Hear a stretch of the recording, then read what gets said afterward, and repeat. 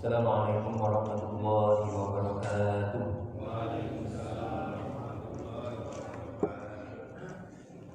Alhamdulillah rabbil alamin.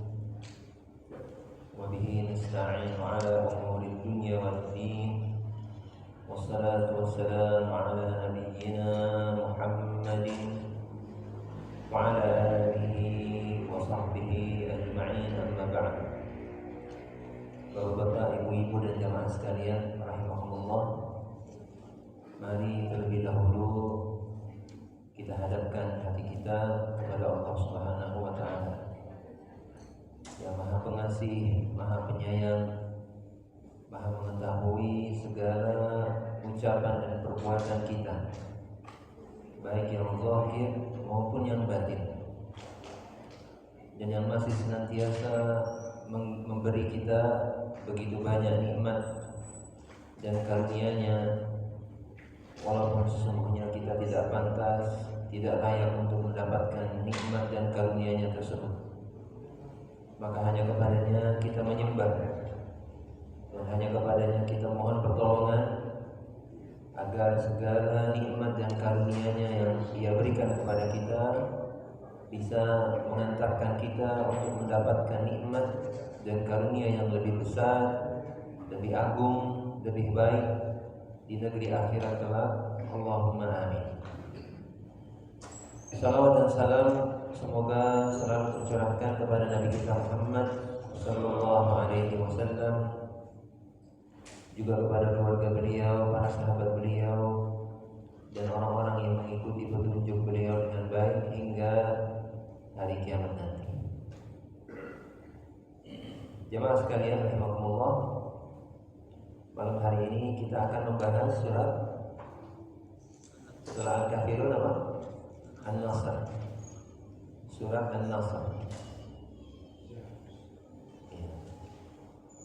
Dan surat An-Nasr ini, An-Nasr apa artinya jemaah? Artinya adalah pertolongan. Nasrun. Kalau sebagian dai biasanya kalau menutup ceramahnya nasrun minallahi fathun qarib, ya, ada yang biasakan seperti itu. Nasrun minallah artinya pertolongan dari Allah.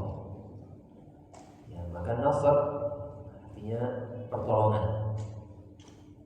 Dan di antara keutamaan atau keistimewaan surat An-Nasr ini adalah bahwa ia merupakan surat terakhir yang turun sekaligus. Jadi surat yang turun sekaligus penuh satu surat. Jadi surat terakhir yang paling surat yang paling akhir diturunkan oleh Allah Subhanahu wa taala. Jadi riwayatnya dari Ubaidullah bin Abdullah bin Utbah. Beliau berkata, Abdullah bin Abbas bertanya kepadaku, apakah engkau mengetahui surat terakhir yang turun secara sekaligus? Maka kata Ubaidillah, iya, idza jaa nasrullahi wal fath. Ya, beliau menyebutkan surat An-Nasr ini. Maka Abdullah bin Abbas mengatakan, kamu benar. Ya. Jadi ini surat terakhir yang turun. Ya. Dan disepakati jamaah sekalian rahimakumullah oleh para ulama kita bahwa surat An-Nasr termasuk surat Madaniyah. Surat Madaniyah. Jemaah sekalian rahimakumullah, Allah Subhanahu wa taala berfirman, A'udzu billahi minasy syaithanir rajim. Bismillahirrahmanirrahim. Idza jaa nasrullahi wal fath. Idza, apabila, jaa datang, nasrullah pertolongan Allah,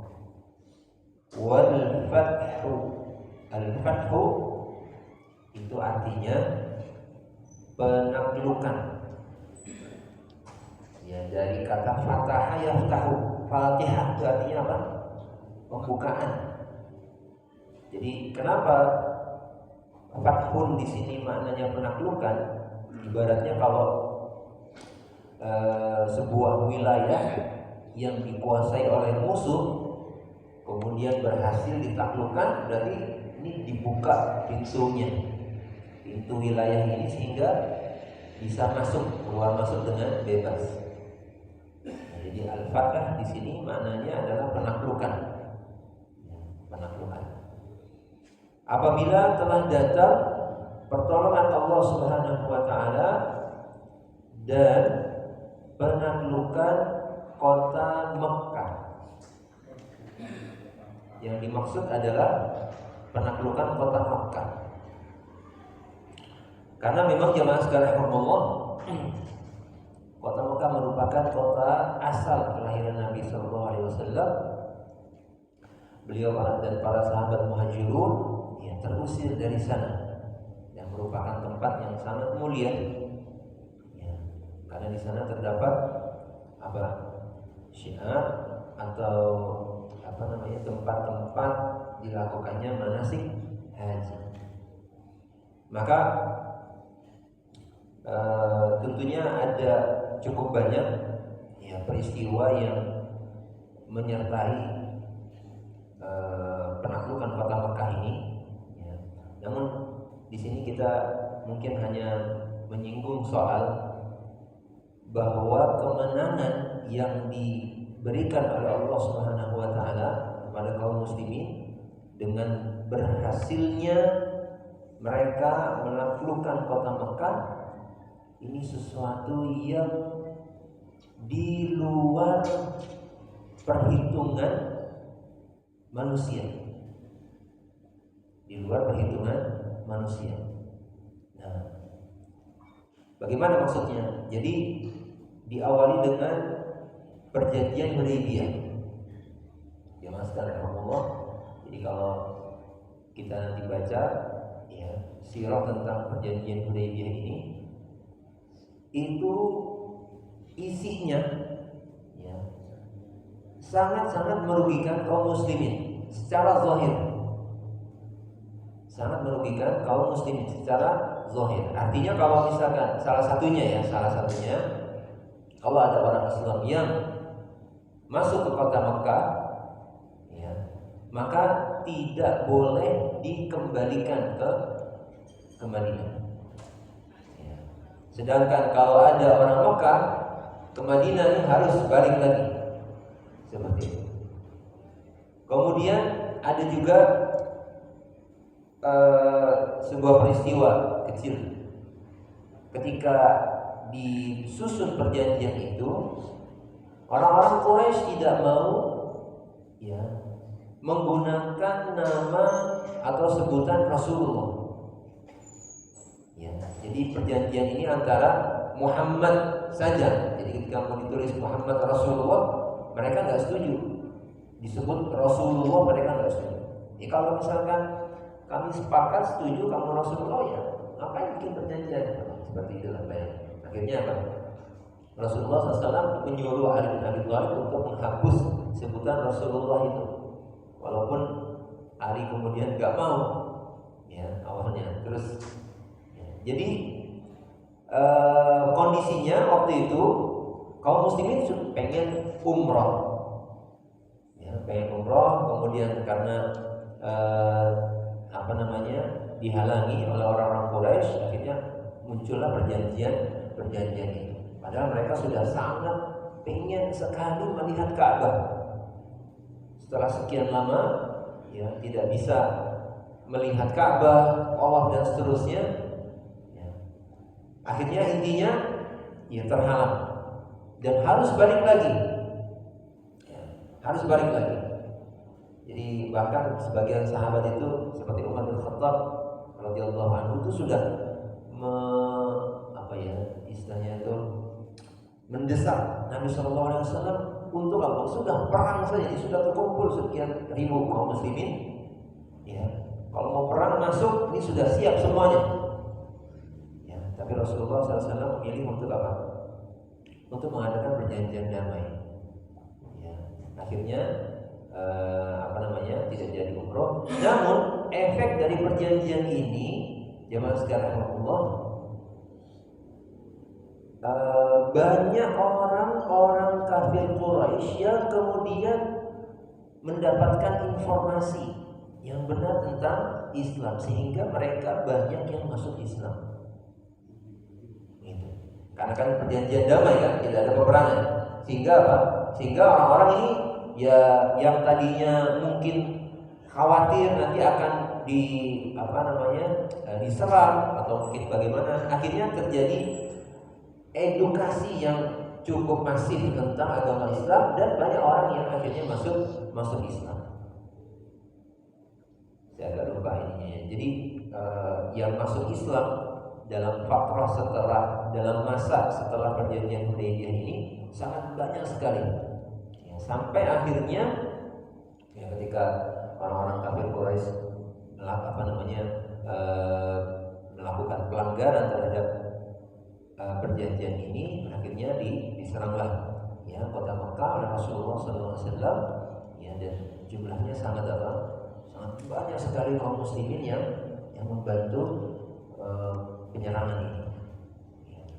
Jadi ini jamaah sekalian Allah, sesuatu yang tidak bisa diperkirakan sebelumnya, bahkan oleh orang-orang kafir Quraisy. Maka di sini disebut idza jaa nasrullah, pertolongan Allah. Para ulama tafsir menjelaskan disebutkan nasrun di sini ya dinisbahkan kepada Allah Subhanahu wa taala karena memang pertolongan Allah itu sangat luar biasa sekali. Ya, pertolongan Allah Subhanahu wa taala pada saat terjadinya penaklukan kota Makkah itu sangat luar biasa sekali. Tentunya kalau kita mendengar ayat ini, kira-kira jamaah sekalian Allah, hadir dalam benak kita ingatan tentang kebenaran janji Allah Subhanahu wa taala untuk menolong hamba-hambanya yang beriman. Maka yang muncul atau lahir dalam perasaan kita, perasaan ta'zim, pengagungan kepada Allah Subhanahu wa taala. Kita bayangkan ya, selama hampir sekian puluh tahun ya, kaum muslimin terdesak ya, kemudian sangat ketika di Mekah, kemudian di Madinah terjadi begitu banyak peristiwa peperangan, sampai akhirnya kemudian Allah Subhanahu wa taala memberikan kemenangan bagi kaum muslimin. Kemenangan yang bukan cuma sekedar kemenangan dalam satu medan pertempuran, tapi memang betul-betul kemenangan yang besar. Kota Mekah yang menjadi tempat dulu mereka diusir dari sana, akhirnya mereka berhasil menaklukkannya kembali. Ya. Maka ini janji Allah Subhanahu wa taala yang Allah berikan kepada hamba-hambanya yang beriman setelah mereka melewati begitu banyak peristiwa yang sangat memilukan. Ya. Dari mulai penyiksaan di masa periode Makkah, kemudian di Madinah juga serangan bertubi-tubi, ancaman dari luar Madinah yang sangat banyak sekali. Ya. Ibaratnya ya itulah janji Allah Subhanahu wa taala yang boleh jadi dulu waktu di periode Makkah, sebagian sahabat kan ada yang sampai bertanya ketika sebagian dari kaum muslimin itu disiksa, ya Rasulullah, mata nasrullah, kapan pertolongan Allah itu datang ya Rasulullah? Jadi sampai-sampai Rasulullah ditanya, kok sampai sekarang kita nggak ditolong? Ternyata ditolongnya setelah 20 tahunan, ya kan? Dakwah itu usia dakwah Nabi SAW 23 tahun, 20 tahunan. Maka jemaah sekalian Allah, di sini ada pelajaran penting bahwa kita memang manusia ini cenderungnya suka tergesa-gesa. Cenderungnya tergesa-gesa. Sebab apa ya? Memang secara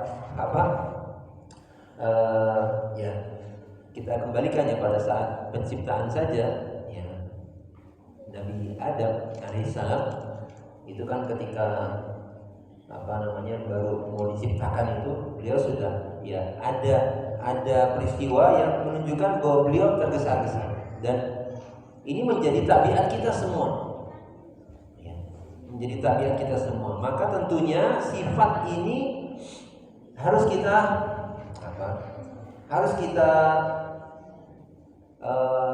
perbaiki dengan keimanan kepada Allah Subhanahu wa taala. Kalau Allah Subhanahu wa taala telah berjanji, tentu janjinya tidak akan Dia ingkari.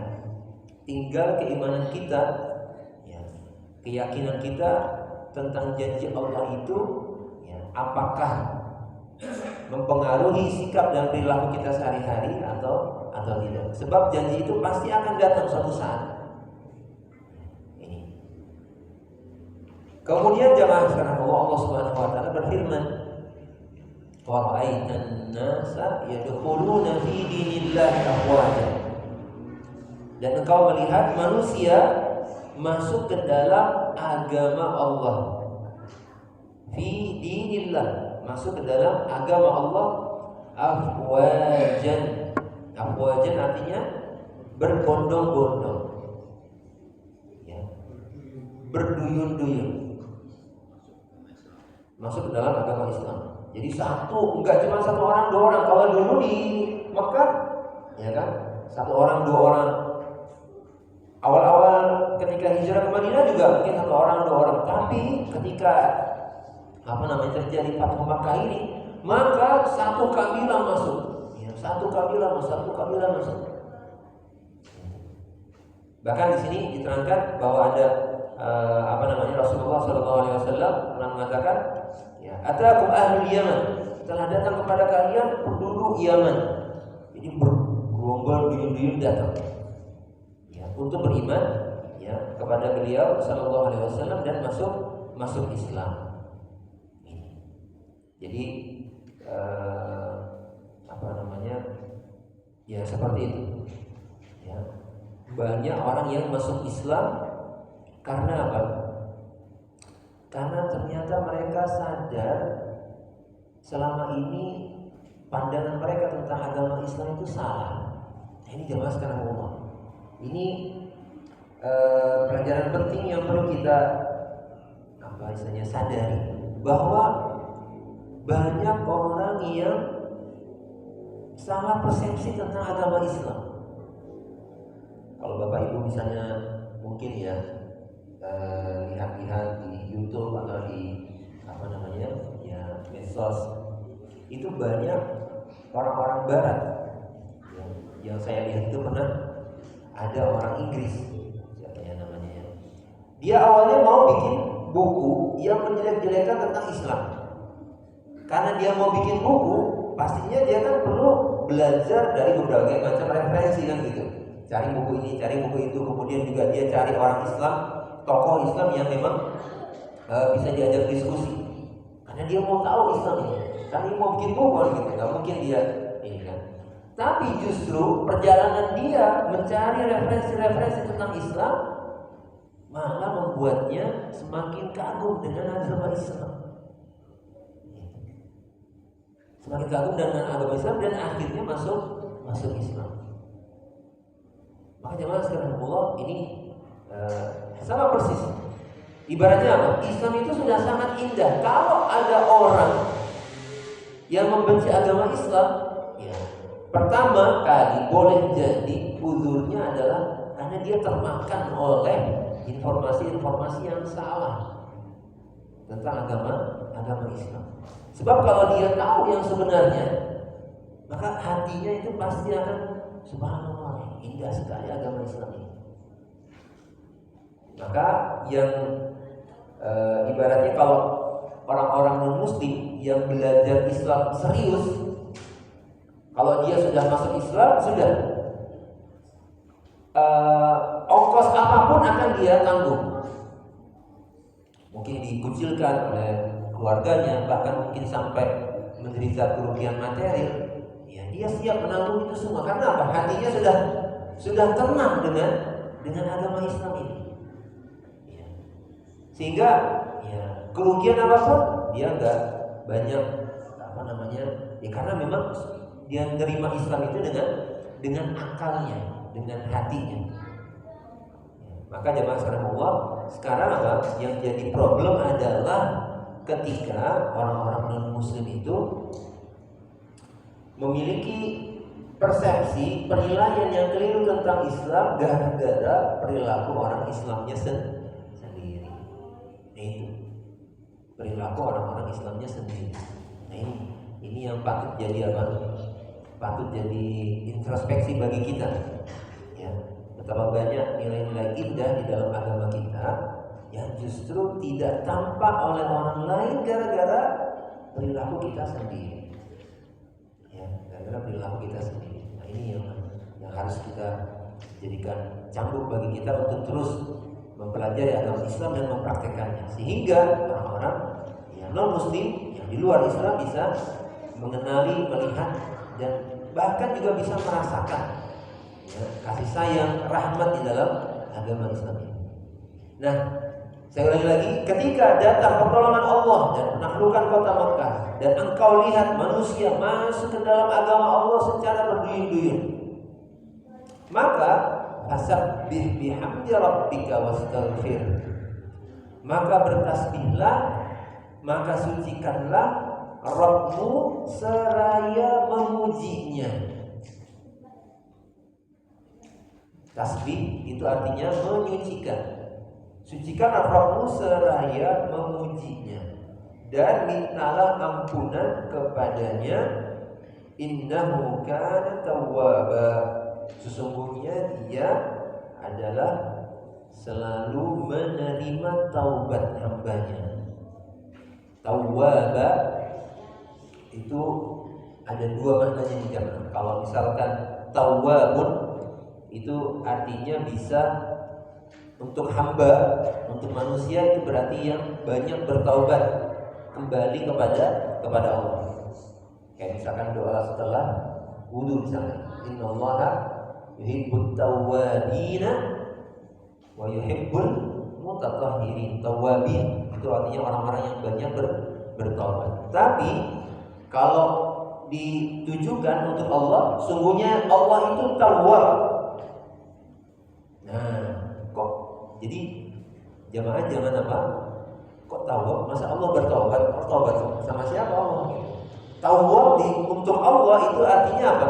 Allah memberikan hidayah kepada hamba-hambanya untuk bertaubat, kemudian Allah menerima taubat hamba ini. Jadi kalau untuk Allah tawwabun itu maknanya Allah memberikan hidayah kepada hambanya untuk bertobat, kemudian Allah menerima taubat hambanya. Tapi kalau tawwab untuk hamba itu artinya dia bertaubat, banyak bertaubat kepada Allah. Jadi sungguhnya ia ya selalu menerima atau sering atau banyak menerima taubat hamba-hambanya. Nah ini ada kondisi yang Allah Subhanahu wa taala perintahkan nabinya, ketika kondisi itu muncul maka banyaklah bertasbihlah seraya memuji Rabbmu dan beristighfar. Kalau misalkan perintah untuk beristighfar biasanya atau logisnya itu diberikan perintah itu waktu kapan? Kita beristighfar kamu. Biasanya karena orang itu apa? Berbuat dosa kan ya. Nah, jemaah sekalian Allah, coba kita bayangkan di sini. Kita pahami, coba kita perhatikan. Perintah beristighfar di sini ketika apa? Ketika engkau wahai Muhammad melihat orang-orang Islam, orang-orang banyak masuk Islam. Kok disuruh beristighfar? Ketika datang pertolongan Allah, terjadi peristiwa Fathu Makkah, orang-orang banyak masuk Islam, kok disuruh beristighfar? Kenapa jemaah kira-kira? Kok disuruh beristighfar? Kenapa? Ini penting karena di sini nih nanti ada sebagian sahabat. Karena jamaah sekalian Allah, surat ini menjadi tanda bahwa ajal Rasulullah SAW sudah dekat. Kenapa? Karena beliau diutus oleh Allah, misinya apa? Menyebarkan agama Islam, ya kan? Ketika orang sudah banyak masuk Islam, berarti bisa dikatakan misi beliau ini sudah selesai. Kalau sudah selesai, berarti akan dipanggil Allah. Kalau akan dipanggil Allah, berarti apa? Banyak minta ampun sama Allah. Seperti kalau kita sholat, selesai sholat kita ngapain?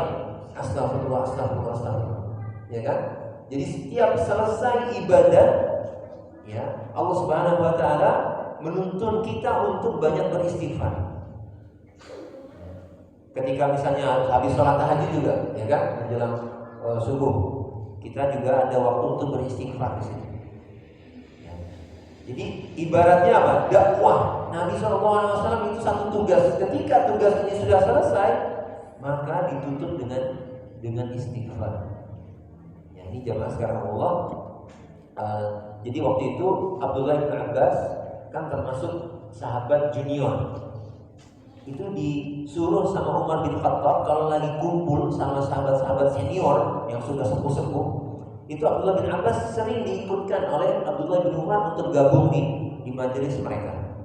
Sampai ada sebagian sahabat, wahai Umar, ya, kenapa engkau menghadirkan Ibnu Abbas di sini? Padahal dia masih kecil. Kami juga punya anak-anak. Kalau mau kami ikutkan anak-anak kami di majelis ini gitu. Kata Umar bin Khattab apa?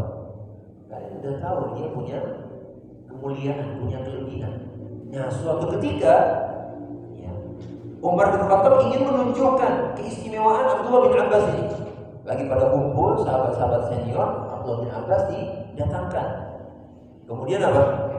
Umar bin Khattab bertanya, bagaimana pendapat kalian tentang apa? Pemahaman kalian tentang surat An-Nasr, idza jaa nasrullahi wal fath, terus sampai akhir. Bagian sahabat ada yang mengatakan apa? Oh, kalau Allah sudah memberikan kemenangan, maka diperintahkan Rasulnya SAW untuk beristighfar. Ya sesuai dengan makna ayat ini aja, nggak ada yang lebih lagi, nggak ada kandungan pelajaran yang bisa mereka ambil dari surat ini. Nah, ketika itu Umar bin Khattab bertanya, gimana pendapat wahai Abdullah bin Abbas? Apa pandanganmu? Kamu punya pandangan kesimpulan apa? Pelajaran apa yang bisa kamu tarik dari surat An-Nasr ini? Maka kata Abdullah bin Abbas, wahai Amirul Mukminin, ini adalah tanda ajal Rasulullah SAW sudah dekat. Jadi yang senior itu nggak sampai ke sana pikirannya.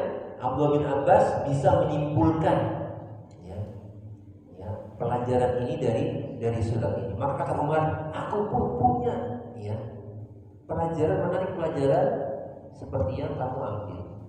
Kata Umar begitu. Jadi Umar ingin menunjukkan keistimewaan siapa? Abdullah bin Abbas. Maka jemaah sekarang Allah, ini salah satu tanda ya. Dari mana kita tahu bahwa ini adalah tanda bahwa ajal Rasulullah SAW sudah dekat? Karena tadi istighfarnya dikaitkan bukan dengan perbuatan dosa, tapi dikaitkan dengan justru apa? Telah datang pertolongan Allah, atau maka sudah ada mulai banyak orang masuk Islam. Ini menunjukkan apa? Sudah paripurna misi beliau Sallallahu Alaihi Wasallam. Maka satu lagi tambahan jemaah, fasabbih bihamdi rabbik. Sucikanlah Rabbmu seraya memujinya. Kalau menyucikan itu berarti apa?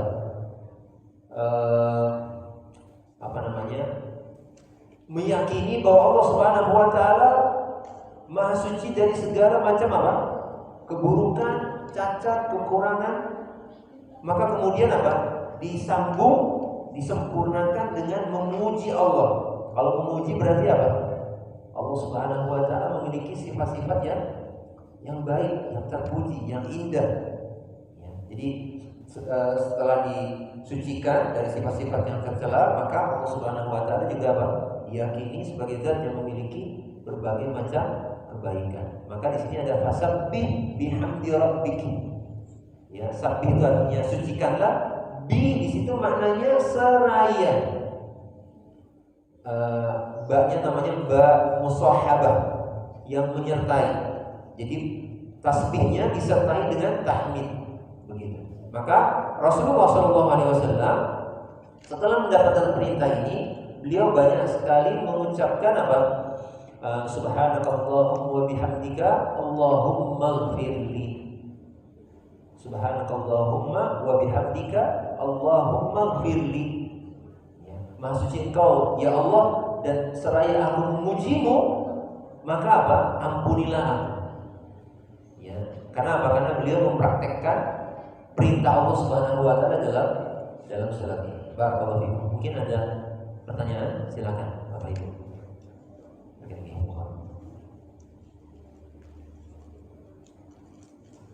Assalamualaikum warahmatullahi wabarakatuh. Waalaikumsalam. Ya, maaf Ustaz, saya hanya mau mengklarifikasi saja. Jadi saya pernah mendapatkan sebuah informasi dari teman begini tentang bacaan surat ini, terutama buat imam. Itu pada saat baca yang di ayat yang kedua. Warahmatan nasa Waraitan masih terkurang di wilayah wajah pasabi. Kadang-kadang suka imam berarti di pasabi. Kemudian diulangi lagi dari pasabi dan seterusnya. ya. Nah, jadi yang saya dapatkan dari dia bahwa sebenarnya kita tidak boleh berhenti di pasabi. Tidak boleh berhenti di tasbih. Kenapa? Karena kita ada kesannya bahwa berbondong-bondong. Banyak kaum yang berbondong-bondong masuk Islam, termasuk berbondong-bondong fasabi. Karena berbondong-bondong ini adalah punyanya yang masuk Islam, bukan punyanya fasabi. Karena fasabi padanya tidak boleh berbondong-bondong. Fasabi bertasbih harus sendiri-sendiri, tidak boleh berbondong-bondong.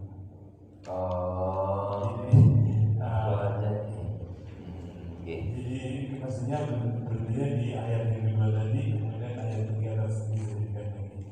Yang saya dapat seperti itu.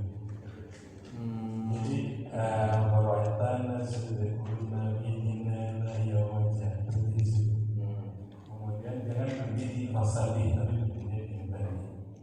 Dengan maknanya, baik, saya bisa pahami maksudnya. Tegas saya terima kasih. Apakah maksudnya pertanyaan berarti apakah seperti itu? Iya, apakah saya? Wallahu a'lam. Kalau ada asar atau penjelasan para ulama tentang masalah ini, saya belum pernah tahu. Nanti mungkin bisa sampaikan. Saya cuma kalau maksudnya seperti itu, jadi mungkin Bapak Ibu, fasabbih itu artinya perintah. Sabbah yusabbih itu artinya sucikanlah. Nah, perintah ini ditujukan untuk satu orang, ya kan? Fasabbih anta, ya, kamu bertasbihlah, sucikanlah Allah.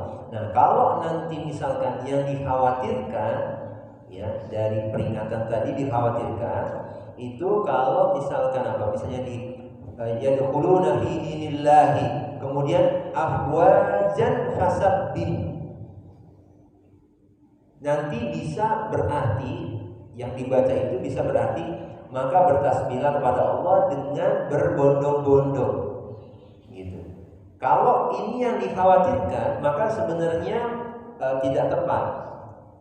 Tidak tepat kenapa? Karena kalau mau afwajan itu kan berbondong-bondong, itu dalam bahasa Arab sebagai keterangan.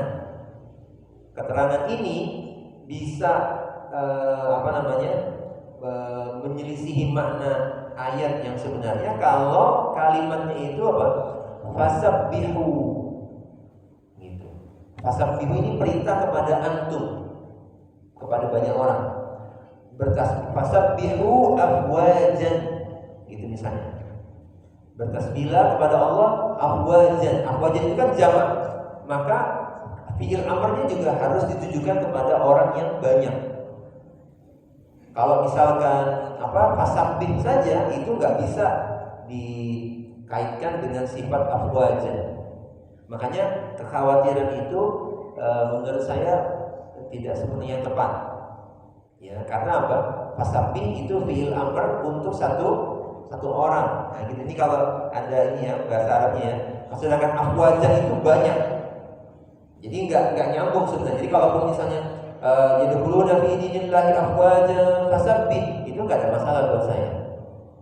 Nah, menurut saya nggak ada masalah. Bahkan kalau mungkin di sebagian mushaf, coba Bapak nanti lihat, itu malah ada yang afwajannya itu ada alif, tidak boleh berhenti malah, gitu. Nggak boleh berhenti, kenapa? Karena memang maknanya belum sempurna.